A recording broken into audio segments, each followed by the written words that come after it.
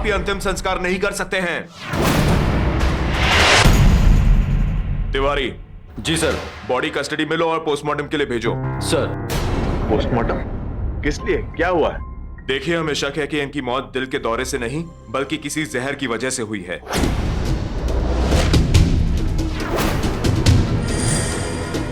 क्या कह रहे हैं आप? ये अचानक कैसे हो गया? किसने बताया आपको? हमें हॉस्पिटल से फोन आया था। चलिए अब हटिए, पीछे पीछे हटो। नमस्कार, सावधान इंडिया यूपी फाइट्स बैक में मैं पूजा गौर आप सबका स्वागत करती हूँ। यूपी के आगरा शहर की एक ज्वेलरी शॉप में पुश्तों से हिसाब किताब देखने वाले मुंशी जी की अचानक मौत हो गई थी। हालांकि उन्हें ऐसी कोई बीमारी नहीं थी, लेकिन उनकी उम्र में दिल का दौरा पड़ने पर लोगों को हैरत भी नहीं हुई। हाँ, लेकिन अंतिम संस्कार के ऐन मौके पर पुलिस का आना हैरानी की बात जरूर थी। मातम के माहौल में अचानक पुलिस के आने से सनसनी फैल गई थी। जाहिर सी बात है कि उनकी मौत पर सवाल उठने थे। तो फिर क्या राज था उनकी मौत का? क्या ये एक नेचुरल डेथ थी या फिर उनकी हत्या की गई थी? भला दिल के दौरे में किसी का क्या हाथ हो सकता है? आइए इन सारे सवालों के जवाब जानने के लिए नजर डालते हैं कुछ अरसे पहले की घटनाओं पर।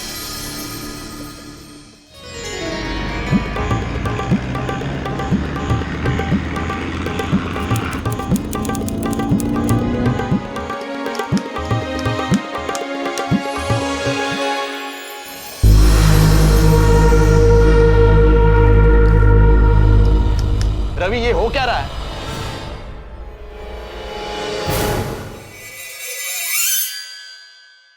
पिछले महीने का हिसाब कहां है? मुंशी जी से कहो जल्दी से जल्दी मुझे दे दे। इस तरह की लापरवाही नहीं चलेगी मुझे। अरे भैया, मुंशी जी यहीं बैठे हैं, आप खुद क्यों नहीं मांग लेते? हफ्ता हो गया हिसाब दे करके, ये रहा। ठीक से कभी कभी देख भी लिया करो, बड़ी मेहरबानी होगी। तो हिसाब में कोई रद्दी नहीं है। रद्दी की तरफ फेंकोगे तो दिखेगी कैसे? आजकल तुम्हें कुछ भी सही दिखाई देता है। रद्दी जो है ना, तुम्हारे दिमाग में जमी हुई है। काम में और लोगों में सिर्फ गलतियां ही ढूंढते रहते हो। एक मिनट मुंशी जी, यहाँ काम की बात हो रही है। घर की बात और अपनी बेटी की बात बीच में मत लाइए आप। इन सब में मेरी बेटी को बीच में मत घसीटा करो। मैंने अपनी बेटी के बारे में कुछ कहा तुमसे? भैया, मुंशी जी छोड़िए ना, दोपहर हो गई है। भाभी ने गर्मा गर्म टिफिन भेजा है, मैं खाना लगवा देता हूँ। एक मिनट, मुझे उसके हाथ का खाना नहीं चाहिए, मैं बाहर से मंगवा रहा हूँ। और मुझे इस सिरफिरे के साथ नहीं खाना, मुझे भूख ही नहीं है। जाओ।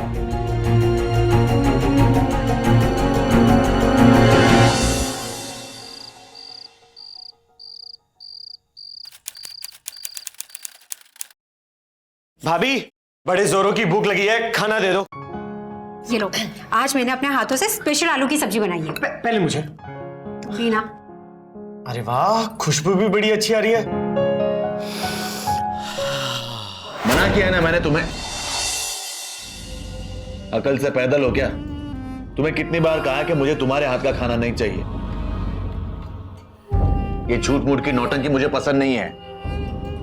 मेरे लिए नौकरों ने जो बनाया वो लेकर आओ। जाओ।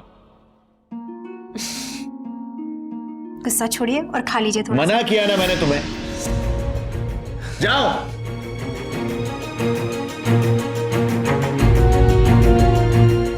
भैया, आप भाभी से ऐसा बर्ताव क्यों करते हैं? अरे खाना ही तो परोस रही थी। तुम चुप रहो रवि।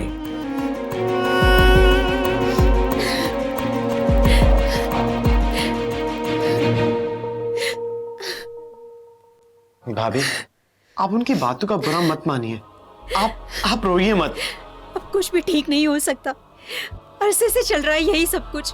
ज्यादा सती सावित्री बनने की कोशिश मत करो। तुम अच्छी तरह से जानती हो कि तुमने क्या किया है। ये 4 आंसू बहाकर तुम दुनिया को धोखा दे सकती हो, लेकिन मुझे नहीं। मैं अच्छी तरह से जानता हूं कि तुम किस किस्म की औरत हो। भैया, आप भाभी से इस तरह बात मत कीजिए। तुम बीच में मत बोलो रवि। अब गुस्सा छोड़ दीजिए, शांत हो जाइए। आप एक काम कीजिए, बैठिए, मैं खाना लेकर आती हूँ। मुझे माफ कर दीजिए, आगे से मैं आपको शिकायत का एक भी मौका नहीं दूंगी। मुझे आप बख्श दो पहले इन रोज के झगड़ों से। समझी? तंग आ गया हूं, परेशान हो गया। काम करो, मेरे घर से बाहर निकल जाओ। हाँ चलो बाहर चलो भैया, मत क्योंकि कीजिए। जब तक तुम इस घर में रहोगे तब तक ऐसा इस मत घर में शांति नहीं हो भैया, भैया, भैया। मैं परेशान हो गया, मैं तंग आ गया हूँ। आपके आगे हाथ जोड़ दूं प्लीज प्लीज हाथ जोड़ने से कुछ नहीं होने वाला हरीश, चली जाओ मत कीजिए। और दोबारा यहाँ मत आना। ऐसा मत कीजिए प्लीज। भगवान की कहती दरवाजा खोलिए। भैया भाभी को घर से मत निकालिए भैया। कहती तुम दरवाजा चुप रहो रवि।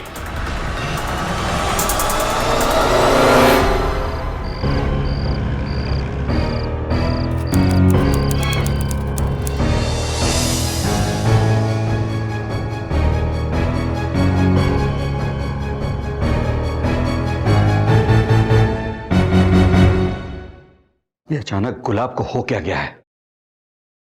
समझता क्या अपने आप को वो?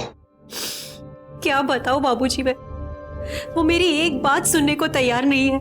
जी तो करता है गला घोट दूं मैं उसका, लेकिन क्या करूं, दामाद है मेरा। तू चल चल मेरे साथ, अभी चल। अभी इस वक्त? कहीं उन्होंने कुछ? क्या कर लेगा वो? इतने से बड़ा होते हुए देखा मैंने उसे। समझाऊंगा मैं उसे बिठाकर। ऐसे कैसे तुझे घर से निकाल देगा? बाबूजी आप समझाएंगे ना उन्हें? आप समझाएंगे ना कि जो कुछ भी हो उसमें मेरी कोई गलती नहीं थी? हाँ बेटा, समझाऊंगा मैं उसे। समझाना तो पड़ेगा ही ना, है? चिंता मत कर तू।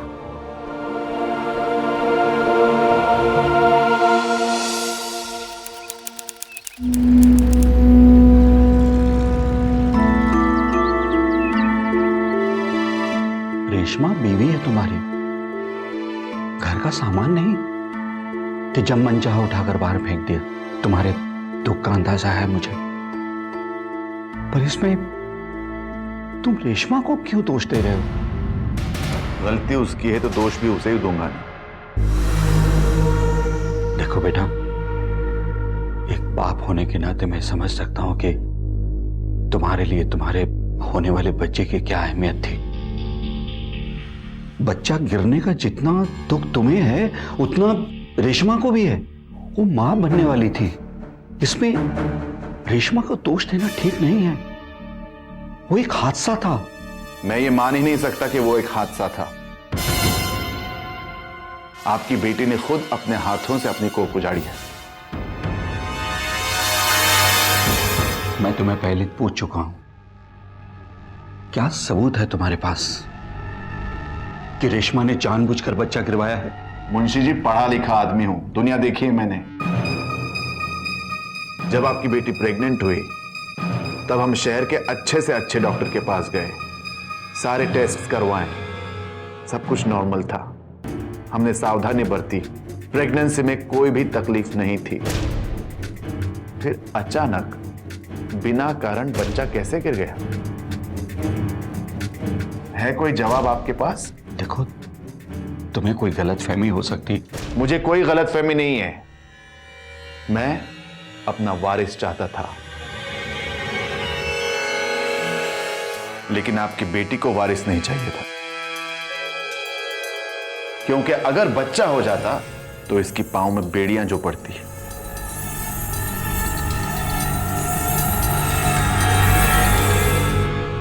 मुझे पूरा यकीन है आपकी बेटी का कहीं चक्कर चल रहा है। गुलाब, बस बहुत हो चुका, सुधर जाओ। अगर तुम अपनी छिछोरी हरकतों से बाज नहीं आए तो मैं तुम्हारी दुकान छोड़ दूंगा। मुंशी जी, घर की बातों में दुकान की बातों को बीच में मत लाइए आप। अच्छा, तुम दोनों को बड़ा अलग अलग रखते हो, छोटी छोटी बात पर मुझसे चिड़चिड़ा जाते हो। तुम अच्छी तरह से जानते हो कि तुम्हें मेरी जरूरत है। अगर मैंने अपना हाथ खींच लिया ना तो तुम्हारा कारोबार बढ़ाने का जो सपना है वो धरा का धरा ही रह जाएगा। आप धमकी दे रहे हैं मुझे? जो समझना हो समझो। अगर मैं चला गया ना तो तुम्हारा कारोबार चौपट होते देर नहीं लगेगी। फिर किसी और के तलवे के नीचे नौकरी करते रहना जिंदगी भर। किसी और के यहां नौकरी करने से पहले मैं आपका मरा हुआ मुंह न देखूं। ठीक है, अभी आपका पलड़ा भारी है, इसलिए रेशमा को रख लेता हूं। लेकिन कभी मेरा भी दिन आएगा, फिर बाप बेटी दोनों को सबक सिखाऊंगा।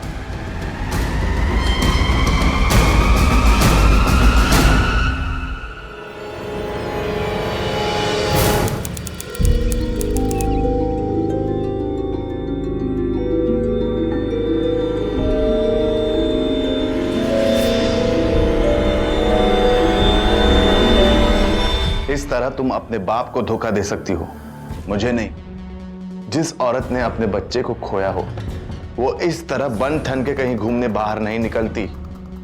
तुम्हें जरा सा भी अफसोस है?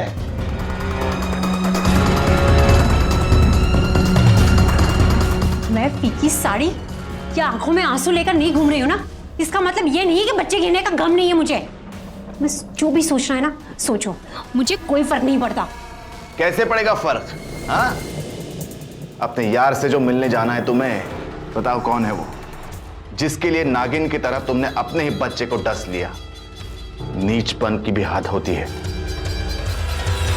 गुलाब से मुंशी जी का रिश्ता व्यापार के साथ रिश्तेदारी का भी था।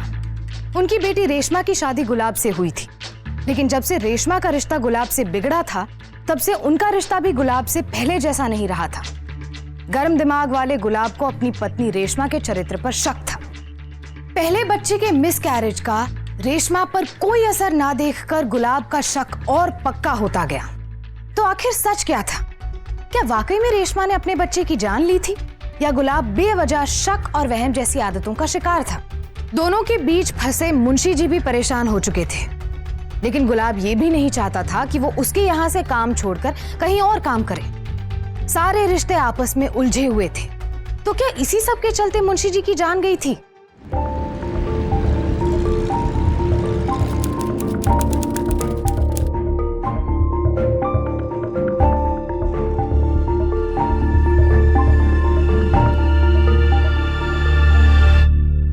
नई मशीनें आई हैं, कहाँ रखवाना है बता दो।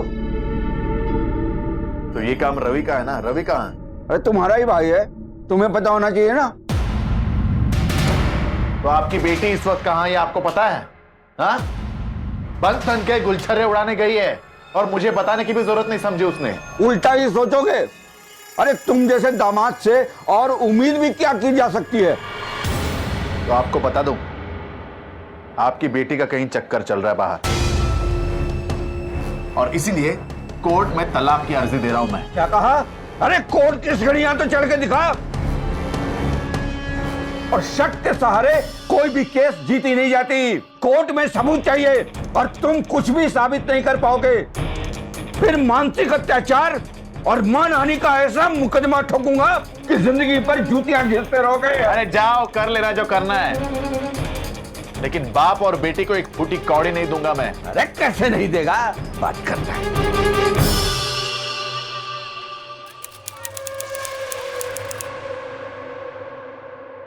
कहां था तो अब तक? कितने फोन किए तुझे, फोन क्यों नहीं उठाया तुमने? वो भैया फोन ना साइलेंट पे था, ध्यान नहीं रहा, और दुकान पे भी आने का मन नहीं कर रहा था, इसलिए। अच्छा वो सब छोड़ो, ये नई मशीन्स हैं हमारे दुकान के लिए, डिजिटल वजन कांटा और नोट गिनने की मशीन। इसका ख्याल तुम्हें रखना है, ये तुम्हारी जिम्मेदारी, समझे? किशन, ये ले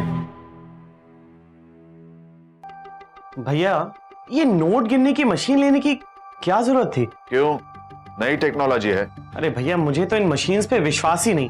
अरे पहले की तरह हाथ से गिनने में क्या अर्ज है? देखो, समय के साथ चेंज होना पड़ता है, समझे? और अब हमारे दुकान के लिए, हिसाब किताब के लिए मैं नए कंप्यूटर्स लाने वाला हूं, ताकि मुंशी जी पर हमें ज्यादा निर्भर ना होना पड़े।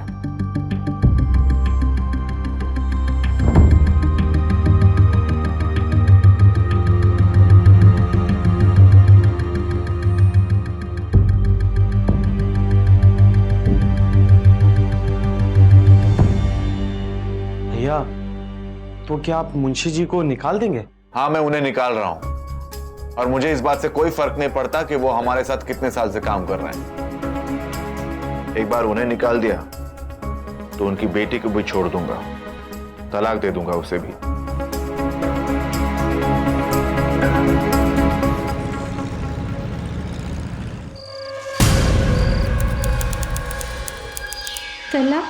घबराइए मत, मैं हूं ना, मैं देखता हूं कि मैं क्या कर सकता हूं। तलाक की नौबत तो नहीं आने दूंगा, सच में। अब मेरी मदद कोई नहीं कर सकता। अगर एक बार उन्होंने अपना मन बना लिया है तो किसी की भी बात नहीं सुनती। अभी वक्त खराब है, सही वक्त आने पे सब ठीक हो जाएगा। हाँ, आप बस हौसला रखिए।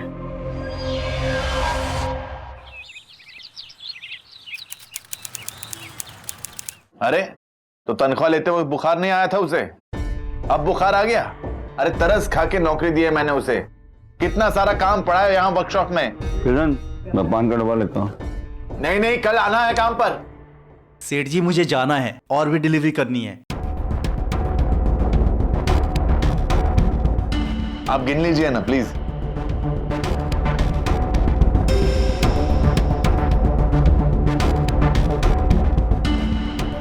नोट गिनने की मशीन लाई थी, पता नहीं कहाँ रख दी।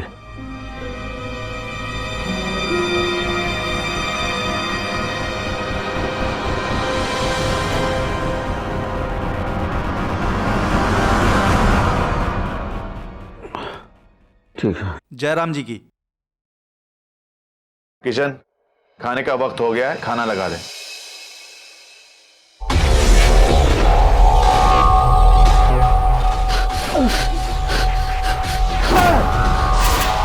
मुंशी जी, मुंशी जी, किशन जल्दी आ, किशन जल्दी आ। मुंशी जी, एम्बुलेंस का फोन लगा।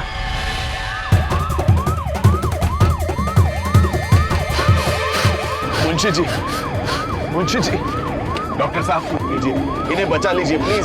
मैं पूरी कोशिश कर रहा हूँ sir.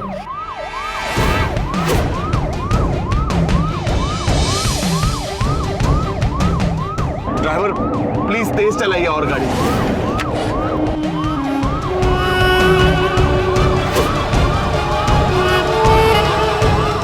I am sorry sir, he is no मोर।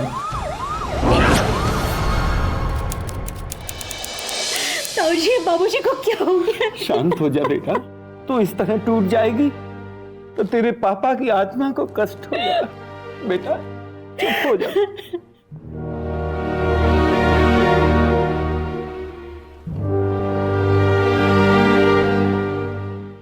मुंशी जी के साथ ये अचानक दिल का दौरा पड़ गया और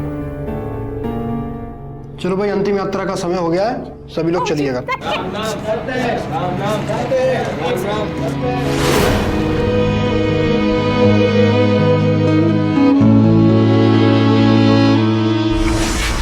गोपाल, क्या हुआ? चक्कर से आ रहे हैं। गोपाल तुम लेट जाओ। राम सिंह, गीता। Yes doctor. जल्दी से डॉक्टर वर्मा को बुलाओ। Okay doctor. गोपाल,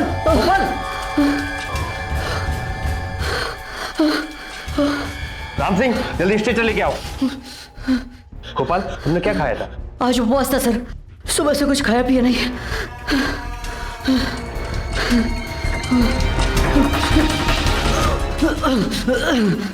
इसकी रिपोर्ट मुझे तुरंत चाहिए। Okay sir. तुरंत इसे तुरंत आईसीयू में शिफ्ट करो। गोपाल, कोई जहर तुम्हारे शरीर में लगातार फैलता चला जा रहा है। तुम ठीक से याद करो, तुमने सुबह क्या खाया था, या फिर ऐसा कुछ जिससे तुम्हारे शरीर में जहर पहुंचा। वो इमरजेंसी पेशेंट, हार्ट बंद हो गया था। मैंने अपने मुंह से उसके मुंह भरने की कोशिश की, शायद वही। डॉक्टर, ये गोपाल की blood report. Oh no. Hello police station.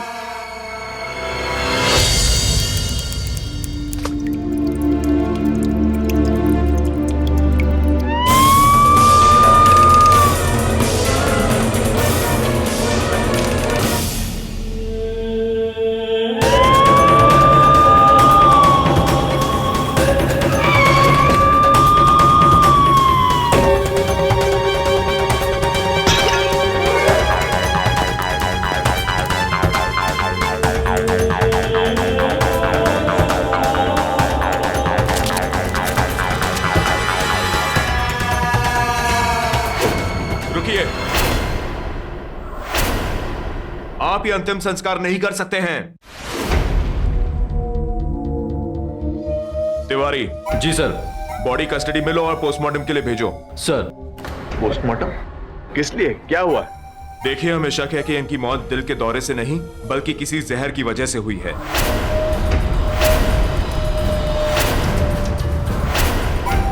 क्या कह रहे हैं आप? ये अचानक कैसे हो गया? किसने बताया आपको? हमें हॉस्पिटल से फोन आया था। चलिए अब हटिए, पीछे पीछे हटो।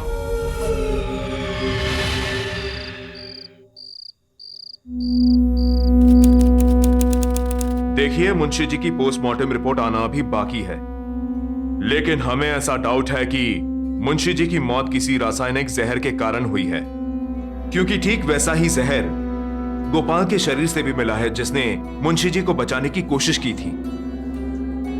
समय रहते गोपाल को तो बचा लिया गया, लेकिन मुंशी जी को कोई क्यों जहर देना चाहेगा? यही तो हम आपसे जानना चाहते हैं। जहां तक मेरी जानकारी है, मुंशी जी की किसी से कोई दुश्मनी नहीं थी। ये बताइए, मुंशी जी को जब अटैक आया तब वहां और कौन था? बस मैं और मेरा नौकर किशन। अटैक आने से पहले मुंशी जी ने कुछ खाया पिया था? मेरे नौकर किशन ने उन्हें पान का डिब्बा लाकर दिया था, उन्होंने बस वो पान खाया था। देखिए, हमें किशन से भी पूछताछ करनी होगी। हो सकता है कि जहर उस पान में ही मिला के दिया गया हो। तिवारी, उस पान के डिब्बे की जांच करनी होगी। जी सर। आप मुझे एक बात बताइए, आप किसी ऐसे आदमी को जानते हो जिसके पास ये जहर आसानी से उपलब्ध हो सके, यानी बिना रोक टोक के मिल जाता हो?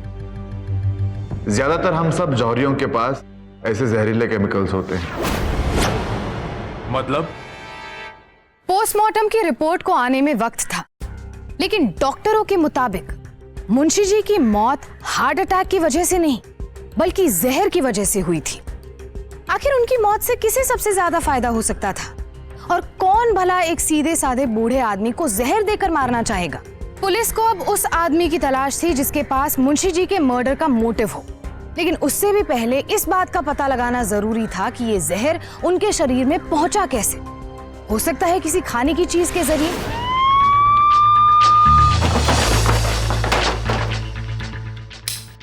आइए इंस्पेक्टर। मुंशी जी का पान का डिब्बा कहां रखा रहता है?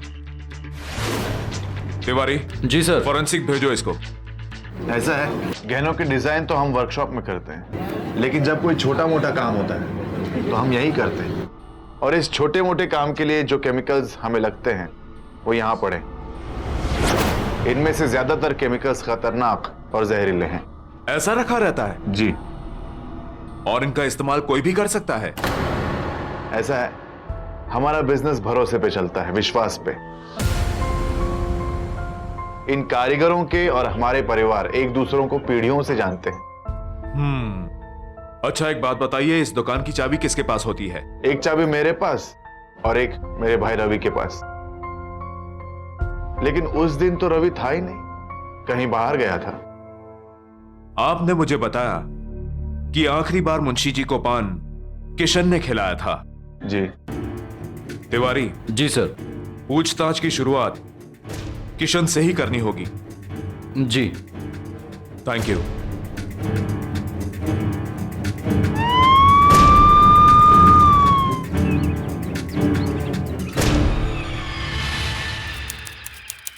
हाँ साहब, मैंने ही पान का डिब्बा दिया था साहब, पर मैंने उन्हें नहीं मारा साहब। मेरी उनसे क्या दुश्मनी?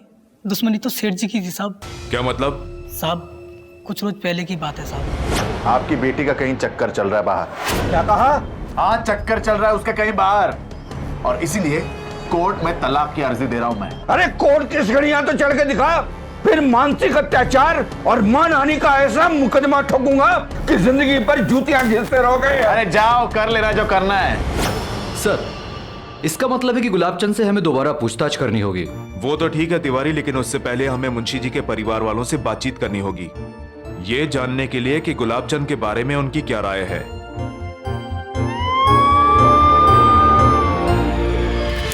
अच्छा, गुलाबचंद और मुंशी जी के बीच किस बात को लेकर अनबन थी? मेरी भतीजी रेशमा और उसके पति गुलाबचंद के बीच कुछ घरेलू झगड़े चल रहे थे। एक मिनट साहब। अरे भाई, पैसे मशीन से गिरने के बाद हाथ से दोबारा भी गिर लेना। मशीन पर ज्यादा यकीन नहीं है मुझे। हाँ, तो मैं कह रहा था, मेरे भाई ने धमकी भी दी थी कि अगर तुमने रेशमा को तलाक दिया तो मैं तुम्हारी दुकान छोड़ दूंगा। नहीं, पर आपको ऐसा लगता है कि इस बात को लेके गुलाबचंद इतना गुस्सा हुआ होगा कि वो मुंशी जी का मर्डर कर दे? अब इंसान गुस्से में क्या कर जाए, कौन जानता है साहब। गुलाब मेरे भाई को मार सकता है या नहीं, इस बात का पता तो आप लगा सकते हैं साहब। Thank you.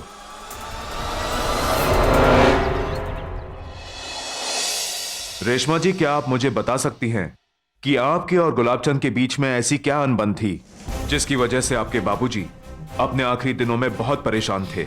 उन्हें मुझसे तलाक चाहिए था और बाबूजी नहीं चाहते थे कि हमारा तलाक हो, और इसलिए उन्होंने बाबूजी के साथ झगड़ना शुरू कर दिया।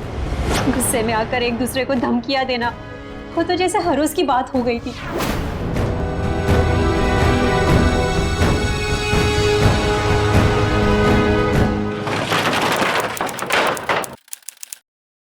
भैया, मुंशी जी की अभी 13वीं भी नहीं हुई और आप दुकान खोल रहे हैं, कैसा लगेगा भैया? रवि, लोगों की परवाह करूंगा तो दुकान कैसे चलेगी? और मुझे कोई फर्क नहीं पड़ता कि कौन क्या सोचता है। चलो, बहुत सारे काम है, नए मुंशी को भी ढूंढना है अब।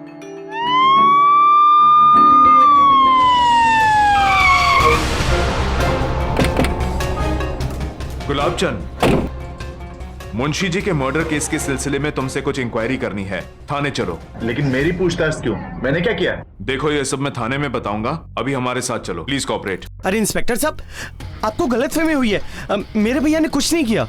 ले चलो इसको। लेकिन गलत कर रहे हैं आप। मेरी इंक्वायरी क्यों? मेरा इससे क्या वास्ता है?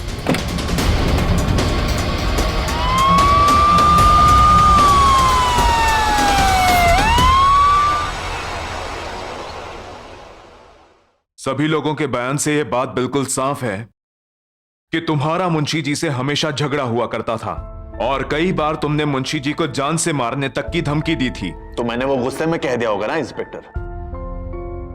इसका मतलब ये तो नहीं कि मैंने उन्हें मार दिया। तुम्हारे लिए अपने ही दुकान से जहर निकालकर मुंशी जी के पान के डिब्बे में डालना सबसे आसान काम था, और जैसे ही मुंशी जी ने पान। ये मुंशी जी के पान के डिब्बे की लैब रिपोर्ट आ गई सर। इसके मुताबिक पान के डिब्बे में रासायनिक जहर नहीं पाई गई। क्या? जी सर। आ गई ना रिपोर्ट, मिल गया सच। पान और पान का डिब्बा दोनों में कोई जहर नहीं था। अब किस बिला पर आप मुझे अरेस्ट कर सकते हैं इंस्पेक्टर?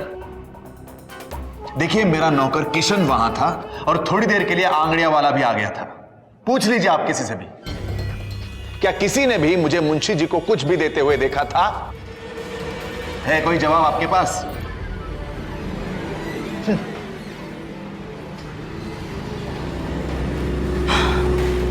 ये केस तो उलझता ही चला जा रहा है।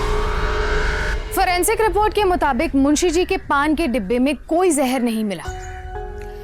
गुलाब के अलावा उस दिन मुंशी जी के साथ 2 और लोग मौजूद थे।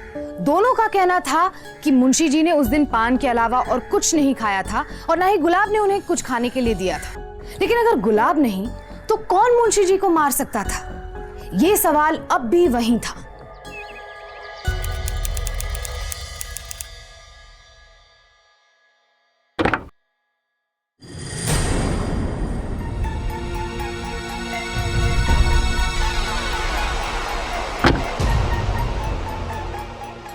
चौंक गई ना तुमने तो मेरे जेल जाने के सारे सपने देख लिए होंगे, पर अफसोस अब तो मुंशी जी भी नहीं रहे। अब देखता हूं मुझे तलाक लेने से कौन रोकता है।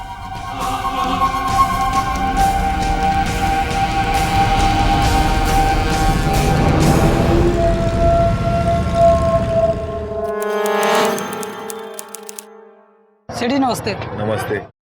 रवि नहीं आया अब तक? अभी तक तो रवि भैया नहीं आया सेठ जी। एक नंबर का कामचोर है मेरा भाई, उसके सहारे दुकान छोड़ दी तो हो गया कल्याण। बोलो।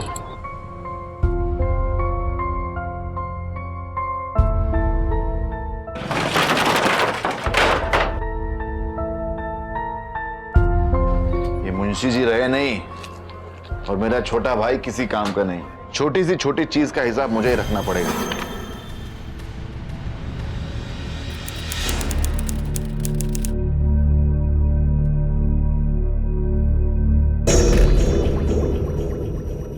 सेठ जी,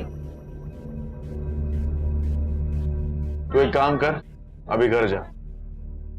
मुझे रात भर बैठ के ये सारा हिसाब पूरा करना पड़ेगा। ठीक है सेठ जी। और हाँ, जाते जाते शटर बंद करते जाना। ठीक है सेठ जी। जा।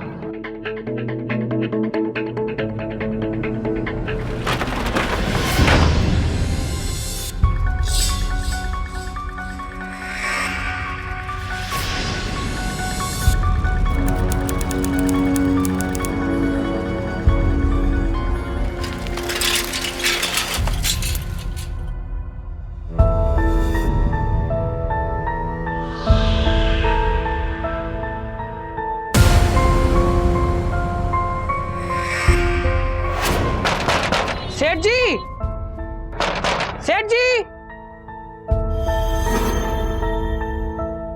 हेलो रवि भैया, शटर अंदर से बंद है और सेठ जी भी फोन नहीं उठा रहे हैं।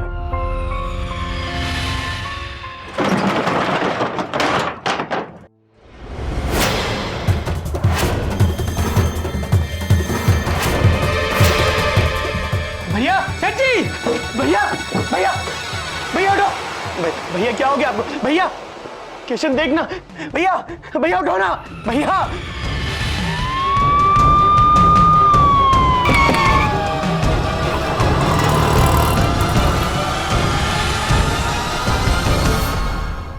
सर, ये केस तो और पेचीदा हो गया। एक ही दुकान में इतने जल्दी दूसरी मौत, वो भी एक ही तरह से। देखो, इस लाश को पोस्टमार्टम के लिए भेजो और जब तक फॉरेंसिक की टीम इस पूरी दुकान का मुआयना नहीं कर लेती, इसे सील रखो। समझ गए? जी सर।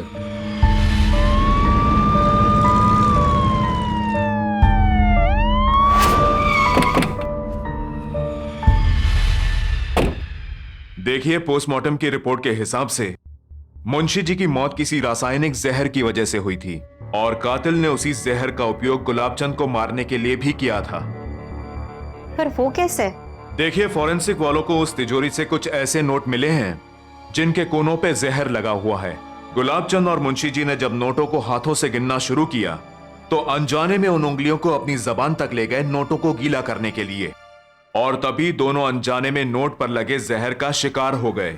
पर इंस्पेक्टर साहब, कोई नोटों पे जहर क्यों लगाएगा? देखिए मिस्टर रवि, इसका पता तो इन्वेस्टिगेशन के बाद ही लगेगा।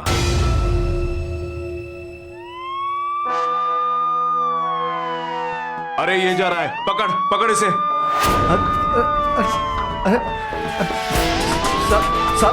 क्यों बे? तूने जो नोट गुलाबचंद को दिया उस पर जहर क्यों लगाया? साहब, मैं तो छोटा मोटा कुरियर वाला हूँ साहब, मैं कुछ नहीं जानता साहब। साहब, मैंने तो बस मोतीचंद के यहाँ से पैसे लेकर गुलाबचंद की दुकान तक पहुंचाए थे। मोतीचंद? दादा परदादाओं के जमाने से हम लोग गुलाबचंद के साथ धंधा कर रहे हैं साहब। मेरी कोई उनसे दुश्मनी तो है नहीं जो मैं मुंशी जी और गुलाबचंद को मारूंगा। मैं तो रेडीमेड गहने खरीदता हूँ और बेचता हूँ, केमिकल से मेरा क्या लेना देना। मेरे आदमी ने अपने हाथों से मेरे सामने नोट गिने थे। अगर ऐसा कुछ होता तो मेरे आदमी को कुछ होता ना सर। देख, सच सच बताना, तूने वही नोटों का बंडल गुलाबचंद जी की दुकान पर भिजवाया था ना जो तुझे मोतीचंद ने दिए थे? साहब, मैं 5000 की नौकरी करने वाला आदमी हूँ, इतने सारे दूसरे पैसे कहाँ से लेकर आऊंगा? साहब, मेरा यकीन मानिए, मैंने वही पैसा गुलाबचंद की दुकान तक पहुंचाया था। ध्यान से याद करके बताओ, तूने वो बैग 1 मिनट के लिए भी कहीं छोड़ा तो नहीं? हाँ साहब, उस दिन एक अजीब सी बात हुई थी। मैं पैसे लेकर गुलाबचंद की दुकान की तरफ जा रहा था कि अचानक रास्ते में, अरे भैया, अरे पकड़ो उसे, पकड़ो उसे, पकड़ो उसे, चोर! हे भगवान! भाई साहब, ये आपका बैग है। हाँ, चोर छोड़ गया था। धन्यवाद भाई साहब, बहुत बहुत धन्यवाद। और साहब, मैंने अभी तक किसी को कुछ नहीं बताया। मेरे सेठ को पता चलता तो मेरी नौकरी चली जाती। तिवारी, अगर ये चोरी का पूरा किस्सा सिर्फ एक ड्रामा है तो? सर, मैं भी यही सोच रहा था। चोर बैग लेके भागा और मौका मिलते ही उसने जहर लगे नोटों की गड्डी बैग में डाली और सादी गड्डी निकाल ली।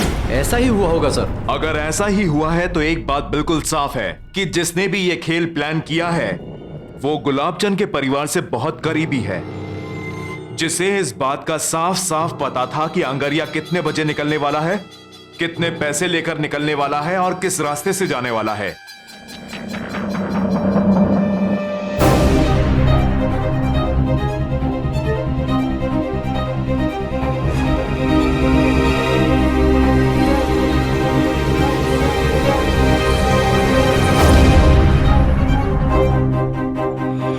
जरा इसे देखिए।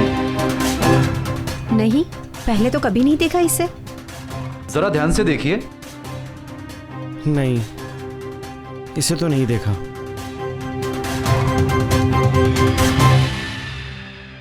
देखो, वो आदमी जिसने बैग चोरी किया और वो आदमी जिसने बैग लौटाया, वो सारे लोग इस खेल के छोटे से हिस्से थे जिन्हें कहीं से किराए पर लाया गया होगा। उन्होंने अपना काम किया और वापस चले गए, लेकिन हमको उस आदमी की तलाश करनी है जिसने इस खतरनाक साजिश को अंजाम दिया। Yes sir. तुम तो गुलाबचंद की दुकान पर हमेशा जाते रहते हो ना? जी साहब। अच्छा, एक बात बताओ, अमूमन वहां नोटों की गिनती कौन करता है? सर पैसे तो सेठ जी ही गिनते हैं, पर उस दिन सेठ जी फोन पर थे, इसलिए मुंशी जी ने पैसे गिने।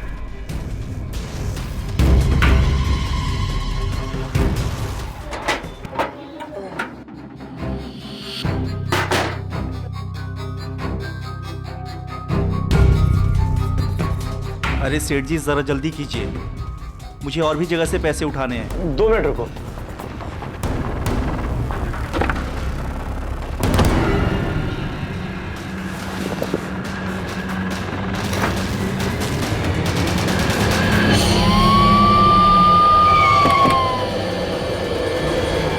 मिल गई ना मशीन? धरी से सर, चल निकल। अरे सर, ये क्या कर रहे हैं? मैंने क्या किया है? ने भाई और मुंशी जी का कत्ल करके पूछ रहा है मुझसे मैंने क्या किया है? धरी से चल चल चल चल चल चल बैठ गाड़ी में।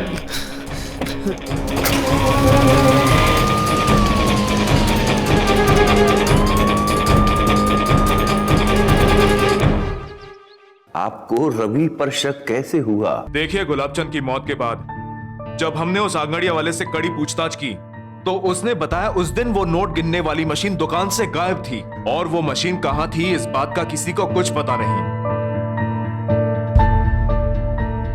तेरी हर चाल का तोड़ है मेरे पास, समझ गया? अब तू खुद सोच ले कि कत्ल करने की वजह तो खुद आसानी से बताएगा या डंडे खाने के बाद। क्यों मारा तूने उन दोनों को? बोलना। हाँ, मैंने ही मारा है दोनों, पर मैं तो सिर्फ अपने भैया को जहर वाले नोटों से मारना चाहता था। लेकिन जब मुझे पता चला कि भैया ने नोट गिनने वाली मशीन ले ली तो मैं डर गया। मुझे लगा कि मेरी सारी चाल चौपट हो जाएगी, इसलिए मैंने उस मशीन को छिपा दिया।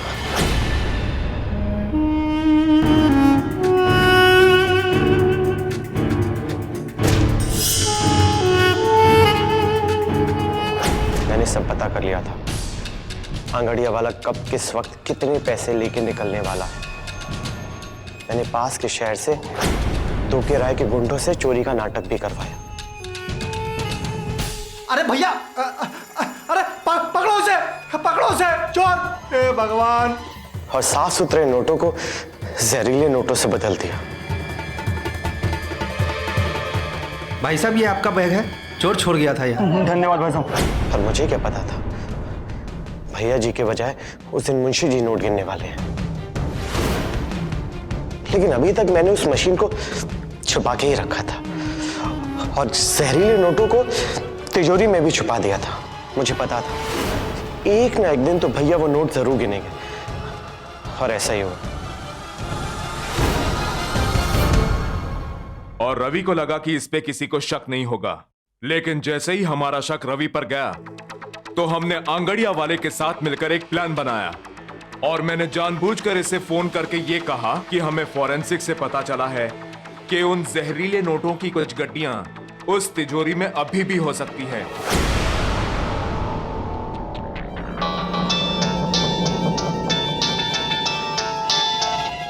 हेलो रवि, अभी देखो हमें फॉरेंसिक वालों ने अलर्ट किया है कि जो जहरीले नोटों की गड्डी का जहर है वो तिजोरी में रखे दूसरे नोटों में भी फैल सकता है, इसलिए सावधानी बरतना। जी इंस्पेक्टर साहब, शुक्रिया। और हमारा शक यकीन में बदल गया कि वो मशीन इसी ने छुपाई थी ताकि ये अपनी चाल में कामयाब हो सके। पर ये अपने भाई को क्यों मारना चाहता था? तिवारी। Yes sir. उसे अंदर लाओ, अभी सब पता लग जाएगा। रेशमा, तुम यहां कैसे? ये मैं आपको बताता हूं। हमने इसका पीछा करना शुरू किया और हमने देखा कि ये रेशमा यानी अपनी भाभी के साथ घर से बाहर छुप छुप के मिलता है ना? हम दोनों को कब प्यार हो गया पता ही नहीं चला।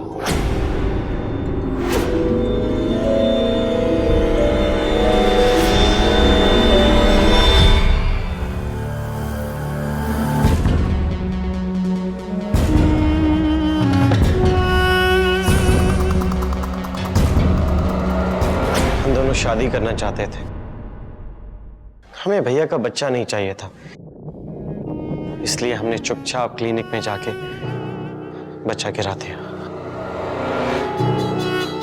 मैं भैया को मार के दुकान का इकलौता मालिक बन जाता, समाज भी हमारी शादी पे उंगली नहीं उठाता। मुंशी जी की मौत तो एक हादसा थी, हम उन्हें मारना नहीं चाहते थे। इसका मतलब गुलाब का शक सही था। तुम दोनों, छी, सोचने में भी शर्म आती है। तिवारी। जी सर। ले जाओ इन दोनों को। अवैध रिश्ते किसी को भी अपराध के रास्ते पर लाकर खड़ा कर देते हैं। भारत सरकार के नेशनल क्राइम रिकॉर्ड्स ब्यूरो यानी कि एनसीआरबी के मुताबिक अवैध रिश्ते देश में हो रही हत्याओं का एक बड़ा कारण है। एनसीआरबी के अनुसार साल 2012 में अवैध रिश्तों के कारण 2549 हत्याएं की गई। ये आंकड़े सचमुच चौंका देने वाले थे। रवि और रेशमा के रिश्तों के चलते पहले मुंशी जी और फिर गुलाबचंद को भी अपनी जान गंवानी पड़ी। रवि को अपने भाई गुलाबचंद और मुंशी जी की हत्या करने के जुर्म में आईपीसी की धारा 302 के तहत उम्र कैद की सजा सुनाई गई। साथ ही रेशमा को भी इस क्रिमिनल कॉन्स्पिरेसी में रवि का साथ देने के लिए आईपीसी की धारा 120A के तहत 7 साल की सजा सुनाई गई। रवि ने अपने भाई की हत्या की और रेशमा ने अनजाने में अपने पिता की हत्या कराई। अगर वो अपने पति के साथ खुश नहीं थी तो तलाक लेकर उससे अलग रह सकती थी, लेकिन रवि को अपने भाई की प्रॉपर्टी और बिजनेस चाहिए था, इसीलिए उसने ये आसान और खतरनाक रास्ता चुना। लेकिन अंजाम क्या हुआ? आज दोनों ही जेल में सजा काट रहे हैं। तो सावधान रहिए ऐसे रिश्तेदारों से जो पहले भरोसे का खून करते हैं और फिर अपनों का। फिर होगी आपसे मुलाकात जुर्म से जंग की सच्ची घटना के साथ। तब तक सावधान इंडिया, यूपी फाइट्स बैक। जुर्म से जंग जारी है, अब यूपी की बारी है। तो सावधान।